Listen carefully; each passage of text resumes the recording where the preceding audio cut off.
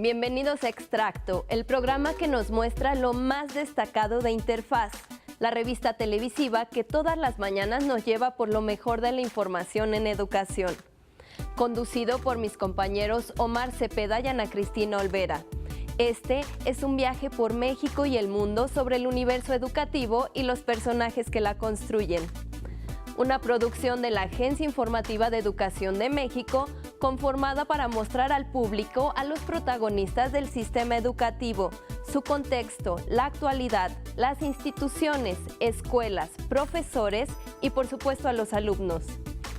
Soy Elis de León y te invito a que durante media hora hagamos el extracto del día de hoy.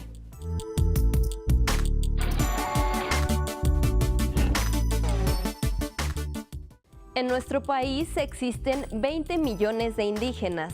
Garantizar la educación de este sector es uno de los grandes retos del sistema educativo. Desde hace 40 años, gran parte de esta labor es responsabilidad de la Dirección General de Educación Indígena. Vamos a conocer parte de su trabajo en el reportaje del día de esta mañana en Interfaz.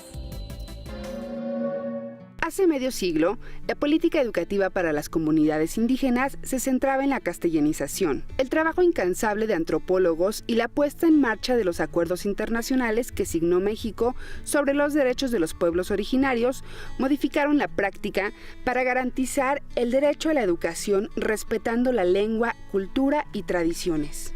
La creación en 1978 de la Dirección General de Educación Indígena, dependiente de la Secretaría de Educación Pública, tuvo el propósito de construir e implementar propuestas pedagógicas para la reivindicación de los derechos lingüísticos y de educación de calidad para todos los mexicanos. Hoy, a 40 años de distancia, las comunidades indígenas del país cuentan con educación que se imparte con una perspectiva de inclusión, al implementarse 22 programas de la asignatura de lengua materna, contenidos y libros de texto gratuitos. Salomón Ahmad Citón, académico del Centro de Investigaciones y Estudios Superiores en Antropología Social, fue el primer director en educación indígena. Al hacer un recuento del trabajo que se ha realizado, celebra que aunque de manera gradual y paulatina, se dejen atrás las políticas colonialistas hacia los pueblos comunitarios y se promueva el respeto a su lengua y cultura. Es fundamental que ellos aprendan a leer en su lengua materna. Lo que estaba haciendo la educación antes era imponer el idioma castellano a un niñito de 4 y 5 años y que en su casa hablan en náhuatl o en mixteco o en totonaco y hacerlo que entienda lo que no entiende a base de reglazos y de la fuerza fue el error más grave, porque eso genera la devaluación de la propia personalidad del niño. En vez de estimularlo, lo oprimes. En México, casi 26 millones de personas se autorreconocen como indígenas, lo que representa el 21% de la población total. De ellos, más de 7 millones habla alguna de las 364 variantes lingüísticas, según la encuesta intercensal 2015 del INEGI. En las últimas 4 décadas, la Dirección General de Educación Indígena se ha dedicado a diseñar e implementar políticas educativas bilingües e interculturales que atiendan la diversidad lingüística de México desde una perspectiva de derechos. Mientras que en los últimos años se ha buscado consolidar la educación de calidad a través de diversas acciones, entre ellas la capacitación y profesionalización de los docentes, así lo reconoce la actual directora Rosalinda Morales Garza. Los últimos 10 han sido de consolidación en términos de formación docente. Antes de 2007, pues solo 20 o 30% de los maestros tenían su normal, su licenciatura o posgrado. Hoy estamos hablando que 75% de ellos lo tienen, hay una profesionalización. Los niños pues están frente a personas que continuamente tienen una formación, diplomados, seminarios, talleres. La transformación de la política pública se ha materializado en diversos aspectos. Por ejemplo, hace 10 años solo había 240 títulos de libros para la educación indígena y en la actualidad se cuenta con más de 700 títulos bilingües, plurilingües o monolingües. Hoy en día hay libros de texto gratuitos para preescolar, primero y segundo grado de primaria en lenguas indígenas y ya se trabaja para que en el próximo ciclo escolar se tengan los restantes. Estaremos iniciando con la UNAM y con los equipos de la DGEI una formación en diseño curricular para los contenidos de los libros de tercero y cuarto. Y si todo pues marcha en términos de continuidad, en el primer trimestre de 2019 podríamos estar elaborando los contenidos de los libros de quinto y sexto, teniendo todo pues el paquete completo. La continuidad a estos esfuerzos permite a los estudiantes seguir sus estudios de secundaria, de educación media superior y superior. De acuerdo con Rosalinda Morales, hoy en día estudiantes indígenas mexicanos realizan sus estudios de posgrado fuera de nuestro país con excelentes resultados. Sí vemos ya estudiantes indígenas en Barcelona, en Praga, en Alemania, Praga, Checoslovaquia, en Alemania, en Londres, obteniendo becas CONACYT, becas CIESAS para hacer estudios de posgrado. Y regresan a sus comunidades en muchas de las ocasiones, regresan a ser docentes también y son ejemplos e íconos de lo que pueden alcanzar las niñas y los niños indígenas en nuestro país. Como parte de sus festejos por su 40 aniversario, la Dirección General de Educación Indígena realizó un encuentro internacional en el que se presentaron conferencias, talleres y paneles de discusión sobre los aprendizajes clave y los contenidos del programa de estudios de la asignatura Lengua Materna, Lengua Indígena, en los que participaron 240 profesores.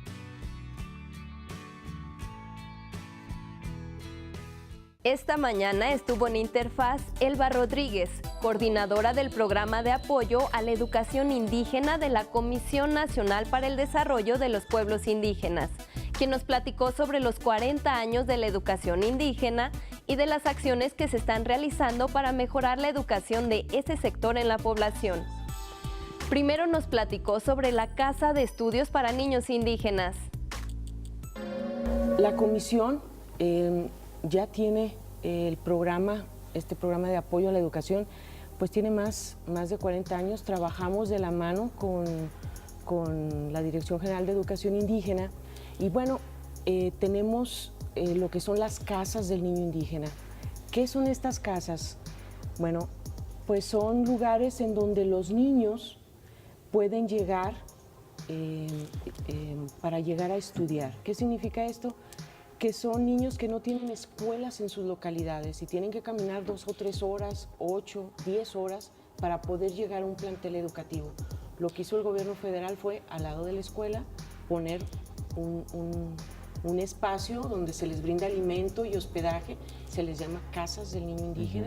También comentó sobre la importancia que tiene la educación para indígenas y qué es lo que ofrece la CDI.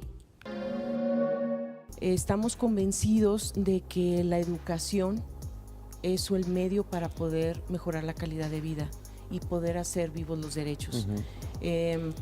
Nuestra población, al menos en este programa, se cuenta con 4 modalidades de atención. También tenemos, este es uno, las becas también es muy importante de nivel superior. Y finalmente platicó sobre los logros que se han alcanzado por parte de la CDI.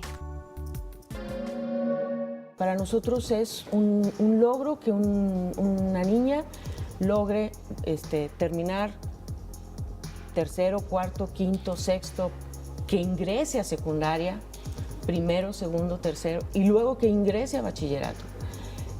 Terminar todo el nivel educativo es el mayor de los logros, pero nosotros tenemos que estar apoyándolos en eso. El Instituto Nacional para la Evaluación de la Educación también trabaja intensamente en favor de la educación indígena.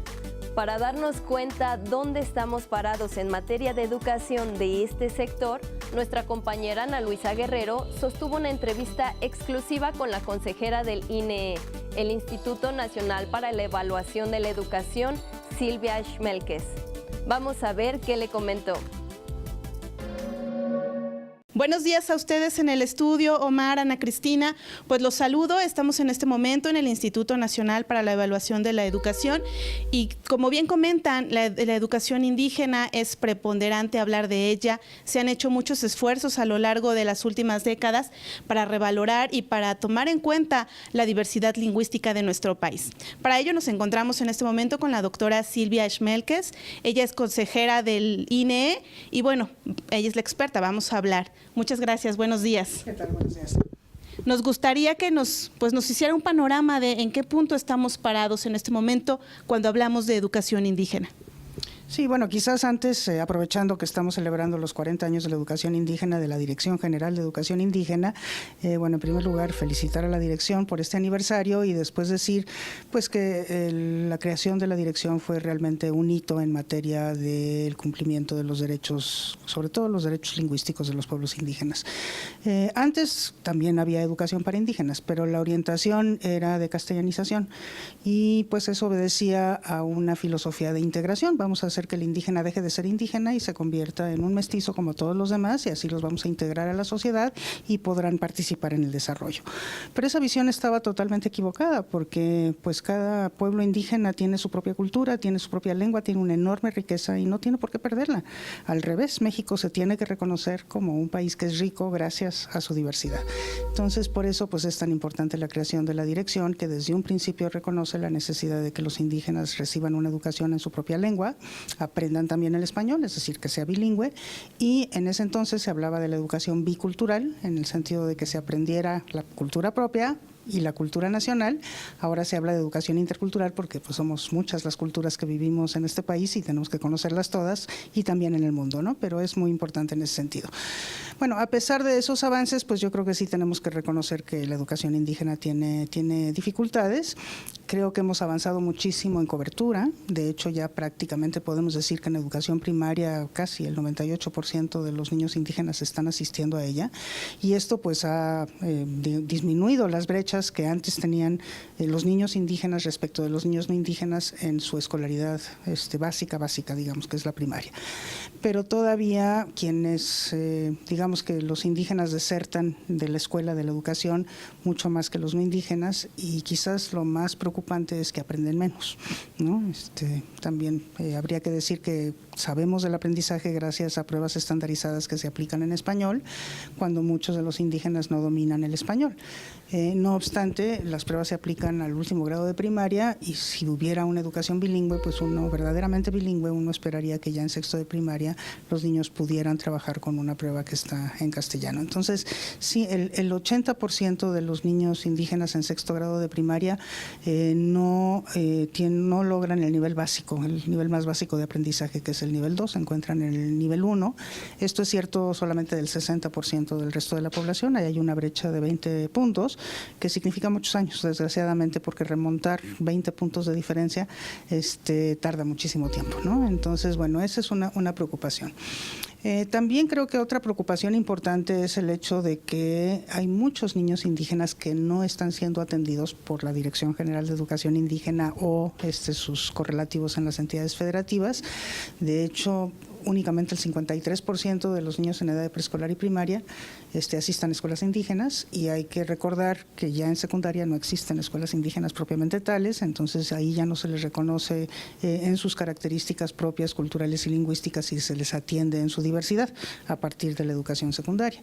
Entonces, pues una enorme preocupación es cómo atender con pertinencia cultural y lingüística a los indígenas que están en escuelas regulares y de manera muy particular a los indígenas urbanos, por ejemplo, que ya son el 40%, ¿no? Que están yendo a escuelas comunes y corrientes regulares en donde no se les reconoce como indígenas y en muchos casos donde estos indígenas sufren discriminación, esos asuntos todavía los tenemos pendientes de atender.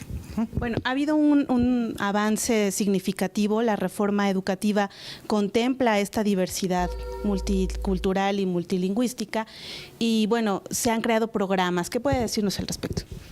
Sí se han creado programas, creo que el nuevo modelo educativo tiene, digamos, el principal valor de reconocer la necesidad de enseñar la lengua indígena como primera lengua o como segunda lengua, porque muchos ya la perdieron y entonces es necesario recuperarla, y que esto lo lleva hasta el bachillerato, o sea, que no lo deja a nivel de solamente preescolar y primaria como existe actualmente, sino que también en secundaria y también en bachillerato existe esta preocupación por enseñar la lengua indígena. Creo que eso es un avance muy importante. El nuevo modelo educativo también asume el enfoque intercultural como el enfoque fundamental de enseñanza. Bueno, eso falta operacionalizarlo o ver cómo se operacionaliza ya en los planes y programas. La Dirección General de Educación Indígena ha avanzado en la elaboración ya de libros de texto en lengua indígena en 22 lenguas indígenas para primero y segundo grados de primaria, y lo está continuando para los grados posteriores. Yo creo que eso también es un avance muy importante, porque teníamos libros en lengua indígena pero ya muy antiguos que datan de los años 90 y no se les habían hecho modificaciones, ¿no? Entonces, bueno, esos son, yo creo que, adelantos muy importantes.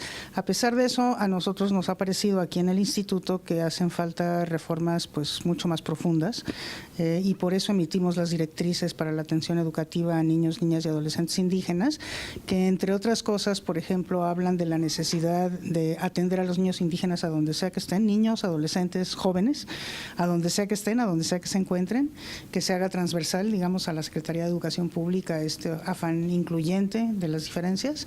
También hemos dicho que es necesario fortalecer de manera muy importante la formación de los docentes, tanto la formación inicial de los docentes para atender a niños, niñas y adolescentes indígenas, cosa que en este momento ocurre muy poquito, apenas en 22 normales existe la licenciatura en educación indígena. Eso se tendría que extender, pues cuando menos a todos los estados que la tienen, pero pues también sabemos que hay indígenas en todo el país, no solamente en los estados que tienen pueblos originarios, pero también la formación continua, ¿no? O sea, ahí yo creo que el esfuerzo, o sea, cómo mejorar la educación indígena atendiendo a los maestros que en este momento lo están atendiendo y los que los van a atender en el futuro, mediante un proceso de mucha cercanía a las escuelas a través de los supervisores, de los asesores técnico-pedagógicos, de tutores, que estén muy cercanos a los docentes y que les permitan ir mejorando de manera continua. Perfecto. Bueno, pues parece que el trabajo se mantiene y bueno, los esfuerzos que se realizan son constantes y seguirán. De verdad que le agradecemos mucho estos minutos para la Agencia Informativa de Educación de México. Yo me despido de ustedes, Ana Cristina, Omar, les deseo que tengan muy buen día. Como todos los jueves en Interfaz, presentaron la sección México X, y en esta ocasión tuvieron la visita de la maestra en educación, Carmen Ibarra Salas, coordinadora de impartición de programas de formación del Colegio Nacional de Educación Profesional Técnica. Ella vino a platicar del MOOC, Abandono Escolar en la Educación Media Superior, indicándonos a quién va dirigido y por qué se debe tomar. Sí, el curso está dirigido tanto para nuestros docentes, también para el personal administrativo académico, y algunos directores del plantel también ingresan, porque hay que recordar que para abatir el abandono escolar como comunidad educativa debemos de estar informados, también debemos de tener todos estos elementos y estas herramientas que nos permitan retener a nuestros alumnos. Nos explicó cómo fue diseñado y qué necesidades se identificaron para su realización. Este curso tiene una duración de 20 horas. Tiene dos grandes unidades. La primera unidad pues nos proporciona toda esta información, como les comentaba, del adolescente, pero también nos ayuda a identificar estas herramientas que son necesarias justo para esta edad, como la importancia de la motivación. La segunda unidad vemos todos estos programas de apoyo que nosotros le llamamos, que desde la propia Secretaría de Educación Pública que se están trabajando. Finalmente nos indicó los módulos y la duración del curso, además de las fechas de inscripción y su duración. Pueden ingresar a la plataforma de México X, como lo comentaba, es gratuito, está abierto al público en general, que es una de las bondades de esta plataforma. Claro. Y es autodidacta, que también es otro elemento importante, para que cada uno de los participantes pues, pueda realizarlo en el tiempo que ellos puedan. Otra invitada más que visitó el estudio de Interfaz fue la doctora Erendi Tinoco Ventura, médico adscrita al Centro de Atención Integral del Paciente con Diabetes del Instituto Nacional de Ciencias Médicas y Nutrición Salvador Subirán. Ella vino a platicar sobre un tema que genera polémica, el enfoque glucocéntrico de la diabetes. Primero nos comentó sobre la importancia de conocer las causas de esta enfermedad, que es la principal causa de muerte en nuestro país. Pensamos en diabetes y pensamos en glucosa, en azúcar únicamente, y no es así. Si el 70% o más de los pacientes que tienen diabetes tienen presión arterial elevada, ¿sí? También presentan hasta un 60% más colesterol elevado, triglicéridos que van asociados también a la glucosa. Obviamente, tristemente en nuestro país tenemos los índices más altos de obesidad, lo cual también genera una situación inflamatoria, o sea, digamos que hay una inflamación crónica en nuestro organismo de manera permanente. Nos indicó también cuáles son los principales factores de riesgo. Un factor de riesgo es el antecedente, pero además simplemente por ser mexicanos, por ser latinoamericanos, ya tenemos más riesgo de estos problemas metabólicos. El hecho de que tengamos un tema de peso, tengamos sobrepeso, ya implica un riesgo, aunque no hayan antecedentes. Desafortunadamente las bebidas azucaradas y todo esto también implica un riesgo. Entonces simplemente el hecho de yo ya tener un tema con el peso, ya es suficiente motivo para que yo me atienda y revise que todos mis niveles estén digamos, en límites normales. Finalmente nos dijo cómo identificar los síntomas. Aquí la situación es que debe haber un seguimiento mínimo de cada 3 meses y checar todo y cada uno de los valores precisamente como yo les digo a los pacientes. ¿Se siente usted bien? Excelente. Vamos a corroborar con sus estudios de sangre y medición de presión arterial y peso que realmente esté bien. ¿Cada 3 meses? Cada 3 meses. De acuerdo con la UNESCO, al año se publican 2 millones de libros en el mundo. La pregunta es, ¿son suficientes y valen la pena todos los temas que se tocan? Esa fue la polémica que un grupo de especialistas debatió durante el iFestival en la ciudad de Querétaro. Vamos con el reportaje que presentaron mis compañeros Ana Cristina Olvera y Omar Cepeda en Interfaz. El talento editorial es un proyecto del iFestival en el que editores, libreros y otros agentes del mundo del libro a nivel internacional comparten experiencias y analizan los retos a los que se enfrenta el sector, principalmente en el mundo hispanohablante. En la Galería Libertad de la ciudad de Querétaro se dieron cita a José Luis Martínez, director de El Laberinto, suplemento cultural de Milenio, Antón Castro, director del suplemento Artes y Letras del periódico Heraldo de Aragón, Ariana González, jefa de Relaciones Públicas y Prensa en Editorial Almadía, y Yuisa Matarrodona, coordinadora de la editorial Anagrama en México, para abordar temas como quiénes trabajan en una editorial, en qué consiste el trabajo de un crítico editorial y cómo cada editorial decide qué publicar. José Luis Martínez comenta que a pesar de que en Laberinto llegan de 10 a 15 libros a la semana, tratan de ser muy críticos en los que ellos consideran deben tener una mayor difusión entre la gente. Son demasiados libros que llegan cada semana a las redacciones de los periódicos, que llegan a los suplementos culturales y es imposible darles el espacio necesario a cada uno y muchas veces con bastante pena tenemos que dejar algunos afuera. Editorial Almadía nació en Oaxaca en 2005. Cuenta con 18 trabajadores y en general publican cuento, novela, crónica, ensayo, poesía y dibujo. Publicamos muy pocos títulos al año, son entre 20 y 25, entre eso fluctúa. Y bueno, siempre procuramos que en esa selección siempre estén los títulos representando cada una de nuestras colecciones. Habrá colecciones que se publiquen más, como la de narrativa, porque la narrativa se vende más, ¿no? Y además pues porque no solo eso, sino amerita publicarse ese tipo de libros por la calidad. Antón Castro comenta que ellos publican una pintura, una ilustración, un dibujo o una fotografía de un artista aragonés o vinculado con Aragón en cada portada del suplemento que dirige. Dentro de la literatura nacional e internacional, pero de repente la literatura escrita por autores aragoneses tiene mucho impacto y ha generado también un grupo de lectores. Y por supuesto, una cosa muy importante, evidentemente es lo importante que ha sido, valga la redundancia, las librerías. En Aragón tenemos librerías independientes espectaculares, y una de ellas, evidentemente, no se trata de decir lo que no es Cálamo, que no solo es una librería, digamos, de proyección nacional, sino que es una librería que ha conseguido proyectarse hacia Latinoamérica. La revista Nexos el año pasado publicó que en el mundo se publica un libro cada 15 segundos y la UNESCO da la cifra de 2 millones de libros al año. Yuisa Matarrodona siente que hay más interés en las editoriales españolas independientes por publicar a autores latinoamericanos que al revés.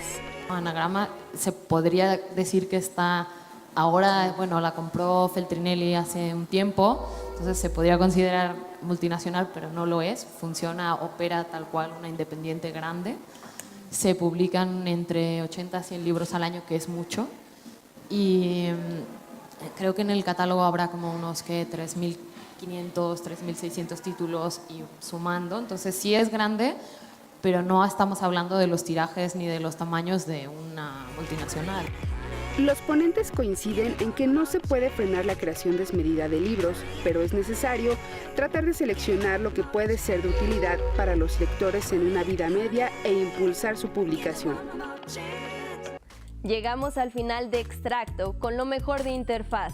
No se pierdan mañana viernes la información educativa de la mano de Ana Cristina Olvera y Omar Cepeda, de 9 a 10:30 de la mañana en Interfaz. A las 9 de la noche sintonicen EduByte con mi compañero Enrique Lascano, quien nos traerá lo más relevante de la agenda educativa. Y cierren el día, por supuesto, con este resumen. Y no olviden seguirnos en nuestras redes sociales. Soy Elis de León y en nombre de todos los que hacen posible este esfuerzo informativo, gracias por su atención.